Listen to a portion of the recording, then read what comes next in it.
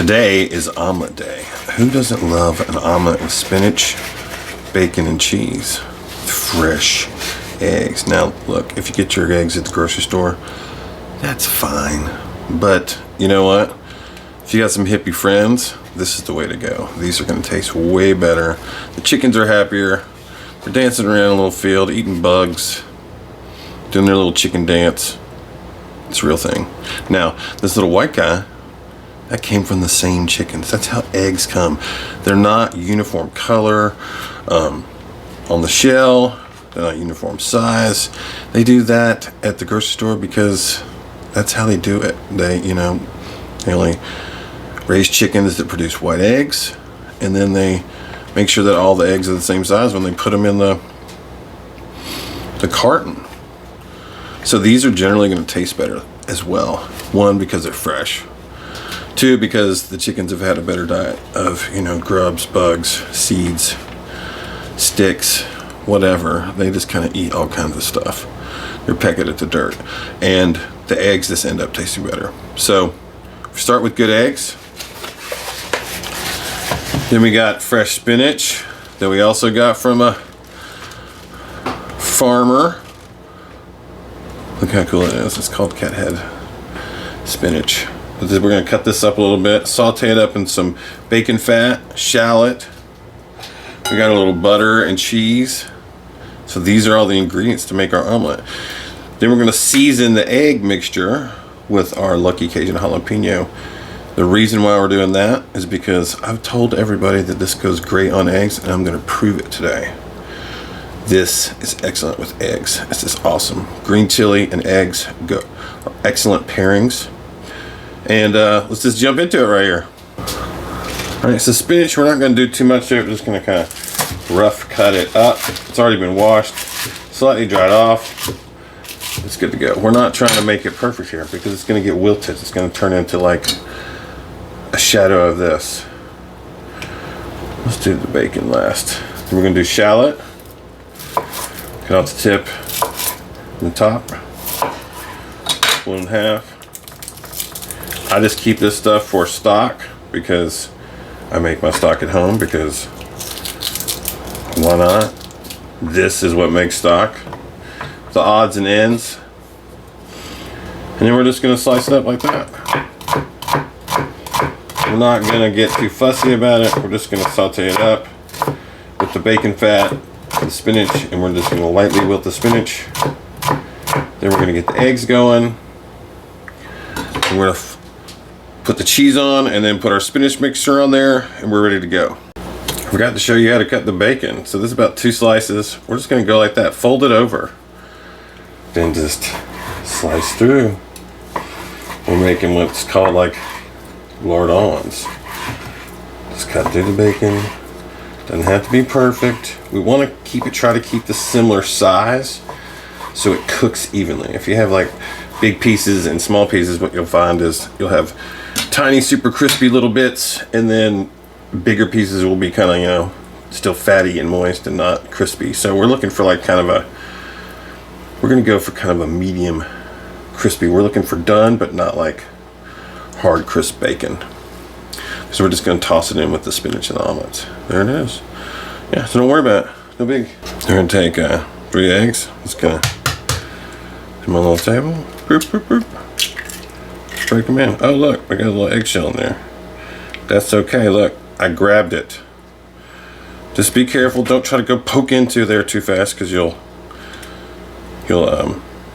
mix it in, and you don't want that. So just go in slowly, tap the eggshell, pull it out. That's how you get those out.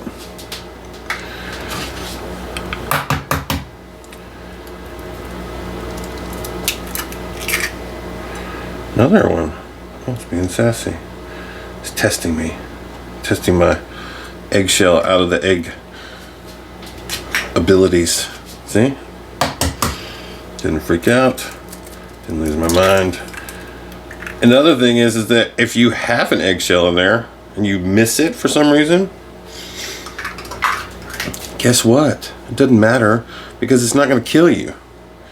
It might not taste good when you chew on it, but it's not going to hurt you. You're not going to die. It's not going to cut up your intestines or some thing like that.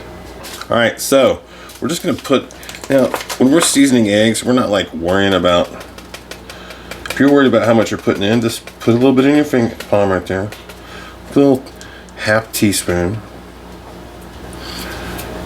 I'm gonna put a little bit more because I know they like a little, like salty eggs, a little salt in there, it's good. All right, and then we're just gonna whisk away.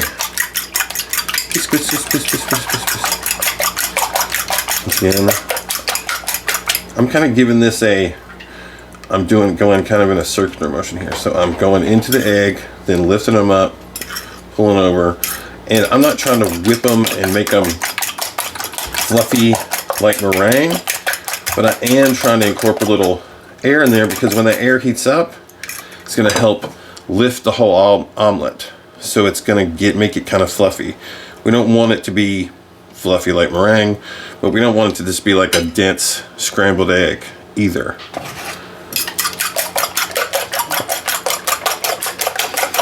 Yeah, so just get a little air in there. And it's not, once again, this isn't about being perfect. This isn't about being exactly right. It's about taking these little steps to help lead you to better results. Now you could just use a whisk. That would do it more automatically. You wouldn't have to use the kind of like circular whipping motion. A whisk worked just as fine. I just like this motion. I don't know, it's satisfying. All right, so there we go. There's our eggs. So we're gonna put this bacon in. Little pieces.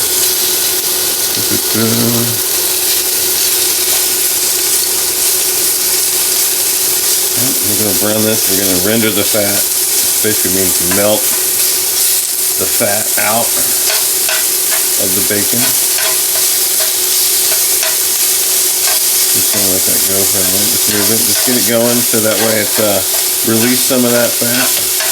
Then that way your bacon doesn't stick. So just move it a lot at first so it kind of gets going. And then you kind of got oil in the pan. And cast iron is, naturally, if taken care of well, is naturally non-stick. There we go. So it's going to go like that for a few minutes until it's kind of browned up. And then we're going to add the shallots, the spinach for a second. We're going to pull it off and start with our omelet foundation, the eggs. Another important tip here is you don't want to have it too crowded up. The reason why is if it's crowded up, you could have little pieces of bacon sitting on top of each other, and then that's going to lead to inconsistent cooking as well, because the hot pan is what's releasing the oil. And if you have it like stacked up in one corner and a few pieces over here, these few pieces over here would burn before those that are stacked up on there would even like start releasing their oil. So just give it some space. That way everything kind of gets slightly crispy at the same time. Going along, we're getting a little color here.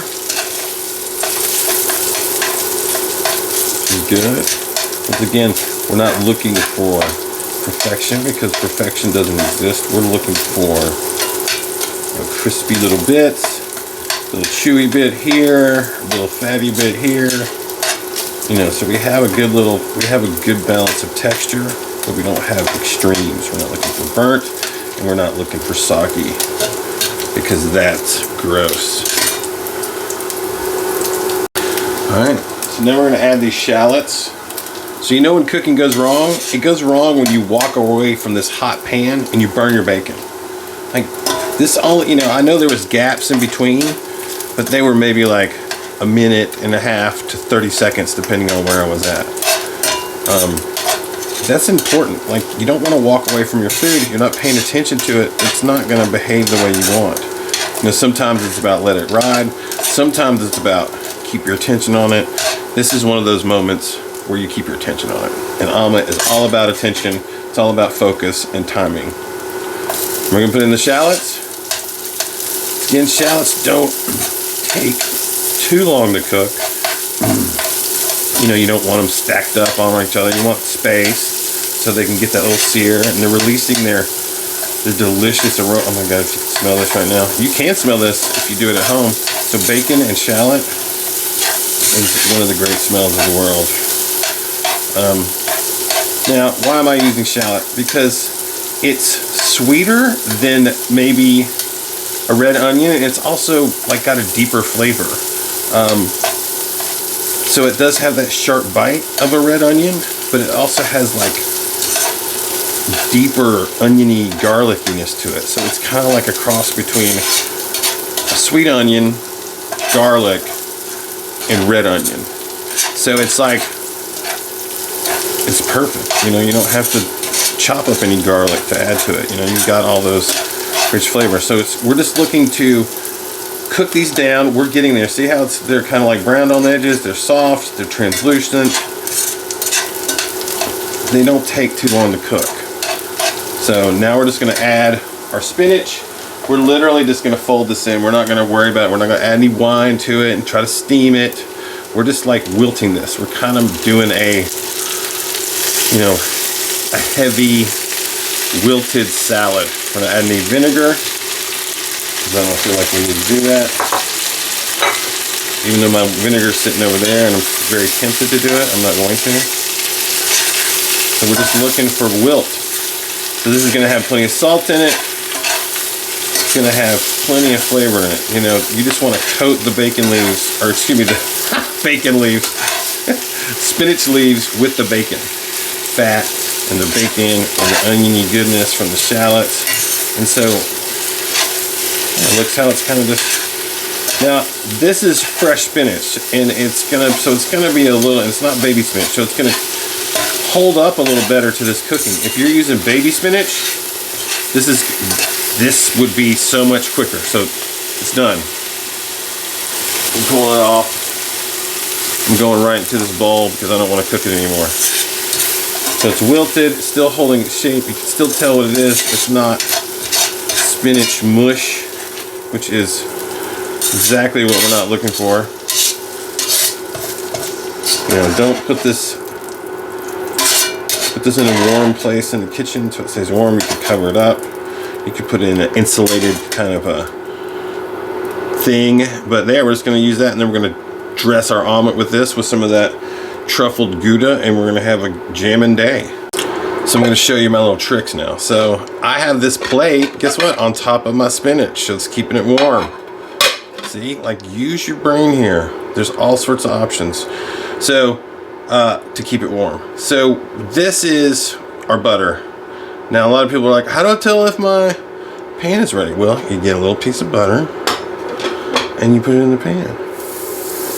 So is it sizzling and bubbling? Yes. Perfect. So it is turning brown a little quick. So how do we adjust for that? Well, we're going to use a little bit of avocado oil. And that's going to cool off that little spot in the center just enough. It's going to cool off our pan just enough to add in a few pats of butter. And we're just going to go in, we're going to move it around. You need, oil is your friend here, butter is your friend. Now you don't want to go crazy, but you definitely don't want, we're just going to let that sit in the middle. And this is where we're going to pour it in. So you don't want so little butter that it's not gonna like do its job. It's got to be coated. You got to watch to be able to see enough to make it move, but you don't want like puddle. You don't want like a pond of it. Now we're just gonna go right in. So it's not browning, perfect. It's melted, it's hot, perfect. We're just gonna go in with our egg. And you notice I'm using a non-stick skillet, right? Because you don't need non-stick. You just need to be patient. So we're going to just turn this off now because there's enough heat in here to cook this. So we're just going to let it sit. We're basically just letting it sit. We're moving it. So let's see a little crack in there.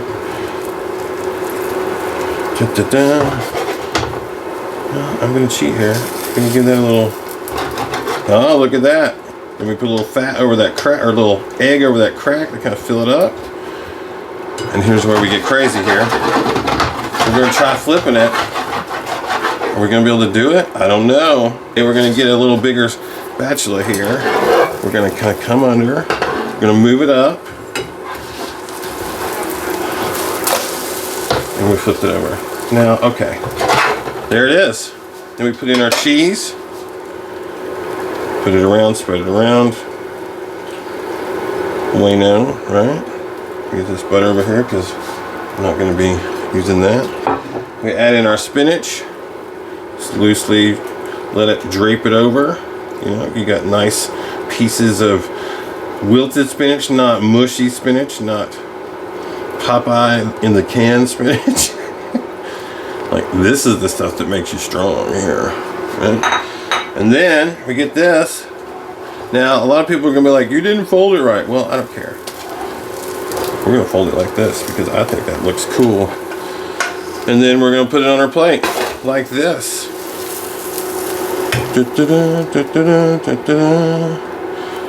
Ta-da! There it is. An omelet. Now, here's the thing. I get it. Like, I have experience doing this, and I understand how to do it and the timing of doing it. But guess what? I learned how. First time I tried to make an omelet, guess what? It sucked. I remember when I was a kid, we had one of those omelet pans that folded over. That was my first time trying to tie it. I didn't understand. I was like, oh, I can make an omelet in here. No, you need like oil and butter in there. Eventually, this became something that I was really proficient at in the restaurant. And so you just have to keep doing it. And then eventually what happens is you get good at it, it becomes second nature, and be like, here's an omelet. A little crispy piece of bacon. Not overly crisp, you know, and the spinach is soft, but it's, you know, still holding its shape. It's not like it's destroyed. If you're using baby spinach, make sure you don't wilt it as long as I did. This is a older spinach, a little more firm, got a little more body. And that's it. Enjoy. Have a great day. Thanks for watching. Please like, subscribe, and share. Not only does that help me and the channel, it also helps YouTube find other people like you to show this cool content. And then it also lets YouTube know what you like, so you can get more cool content like this. All right, have a great day. Get out there and get cooking. Bye. Thank you again.